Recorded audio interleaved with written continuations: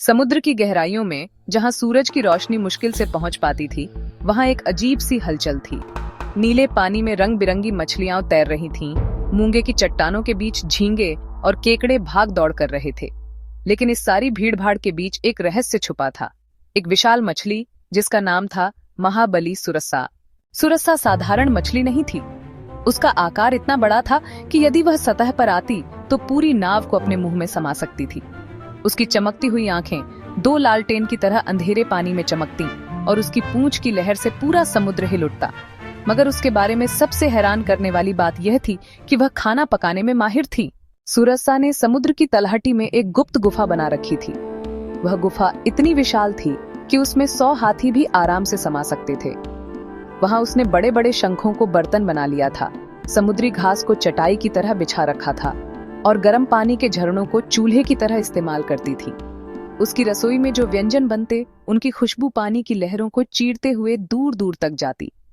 कभी झींगा फ्राई, कभी समुद्री शैवाल की सब्जी, तो कभी मोती पुलाव जिसमें असली मोती दाने की तरह चमकते थे। एक दिन सतह पर मछुआरों ने महसूस किया कि समुद्र से अजीब सी स्वादिष्ट खुशबू आ रही है। अरे भाई, ये तो गजब है।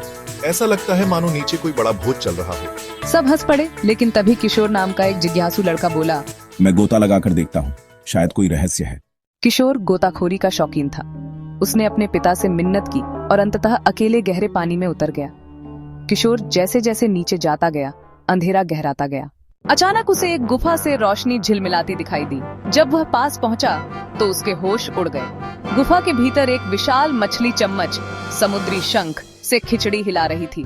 किशोर डर तो गया, लेकिन हैरानी उससे भी बड़ी थी। डर मत बच्चे, मैं तुझे खाऊंगी नहीं, बल्कि तुझे दावत दूंगी। आप खाना पकाती हैं? हाँ, मेरी रसोई पूरी दुनिया में अनोखी है। इंसानों को बस शिकार करना आता है, लेकिन मैं समंदर का स्वादिष्ट भोजन पकाती हूँ। सुरसा ने किशोर को मोती पुलाव और शैवाल सूप परोसा। किशोर ने चखा तो मानो उसके मुंह में जादू उतर आया। इतना स्वाद मैंने जीवन में कभी नहीं चखा। मेरे बच्चे, ये सब समुद्र की देन है, लेकिन याद रख, ये रहस्य किसी को मत बताना। इंसान लालची होते हैं, वे आकर मेरी रसोई को नष्ट कर देंगे। किशोर ने सिर हिलाकर वादा किया, लेकिन इंसान का स्वभाव तो ऐसा है कि वह रहस्य नहीं छुपा पाता। किशोर ने गांव में दोस्तों से कह दिया कि उसने एक जादुई रसोई देखी है। पहले तो लोग हंसे, फिर जब किशोर ने समुद्री व्यंजन का स्वाद चखाया तो सब चौंक गए। अगर ऐसी मछली सच में है तो हम उससे दुनिया का सबसे बड़ा होटल खोल सकते हैं। सोचो, पानी के नीचे की रसोई, हम अमीर हो जाएंगे। रामू और कुछ लालची लोग रात रात भर योजना बनाने लगे। उन्होंने बड़े बड़े जाल और गोताखोरी के उपकरण तैयार किए। उनका इरादा था कि उस मछली को पकड़कर उसकी रसोई पर कब्जा कर लिया जाए। किशोर को यह सब देखकर डर लगा। उसे लगा कि उसने अपना वादा तोड़कर बड़ी गलती की है। अगले दिन इंसानों का दल समुद्र में उतरा। उन्होंने सुरसा की गुफा को खोज निकाला और वहां जाल फेंकने लगे। सुरसा ने जब यह देखा तो उसकी आंखें अंगारों जैसी लाल हो गईं। उसने अपनी विशाल पूंछ से ऐसी लहर उठाई कि कई नावें पलट गईं। अरे लोभियों, मैंने कभी किसी को नुकसान नहीं पहुंचाया, सिर्फ स्वाद बांटा। लेकिन तुम इंसान हमेशा लालच में अंधे हो जाते हो। माँ सुरसा, गलती मेरी है। मैंने ही आपका रहस्य सबको बता दिया। कृपया इन्हें माफ कर दीजिए। सुरसा कुछ पल चुप रही, फिर उसने गहरी सांस ली और बोली, किशोर, मैं तुझे दोषी नहीं मानती।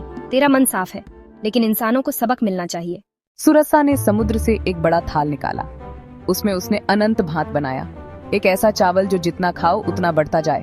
लो, ये मेरा आखिरी व्यंजन है, इसे खाकर लौट जाओ। लेकिन याद रखना, अगर दोबारा मेरी रसोई तक आए तो समुद्र तुम्हें कभी वापस नहीं जाने देगा। लालची इंसानों ने जब वह व्यंजन चखा तो उनकी आंखें चमक उठीं, लेकिन साथ ही उन्हें डर भी लगा।